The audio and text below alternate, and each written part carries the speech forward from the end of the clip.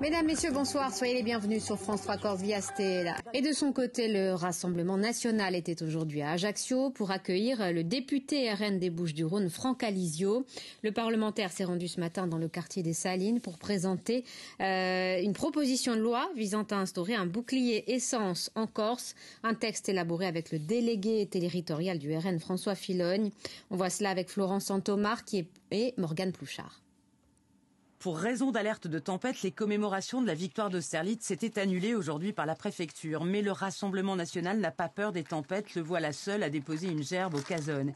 Impensable pour le député de Marseille de passer en Corse sans ce moment d'histoire, tout en éloge. Je n'oublie pas que nous sommes le 2 décembre et donc je n'oublie pas de rendre hommage à l'un des plus grands héros de l'histoire de France, à l'un des plus illustres des Français, un géant de l'histoire qui se trouve il se trouve qu'un des géants de l'histoire de France est corse. Franck Alizio était surtout à Ajaccio pour annoncer une proposition de loi permettant que les prix des carburants soient fixés en Corse par arrêté préfectoral pour se rapprocher du prix national moyen. Le député transfuge de l'UMP devra trouver des alliés à l'Assemblée nationale, la perche est tendue.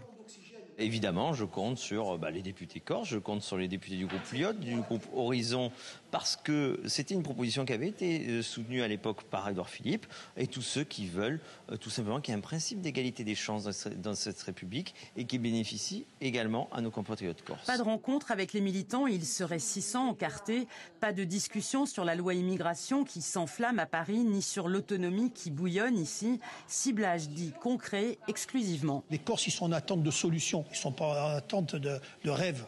Donc l'autonomie, je le répète, ne va pas remplir leur frigidaire. Par contre, les solutions que nous préconisons en matière pour l'essence, pour les transports, vont baisser les prix, vont permettre aux Corses de vivre dignement sur leurs terres.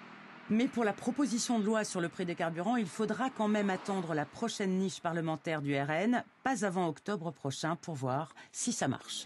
Voilà, c'est la fin de ce journal. Merci beaucoup de l'avoir suivi. Le prochain journal, ce sera demain à 12h35. En attendant, l'information continue sur notre site internet et les réseaux sociaux. Bonne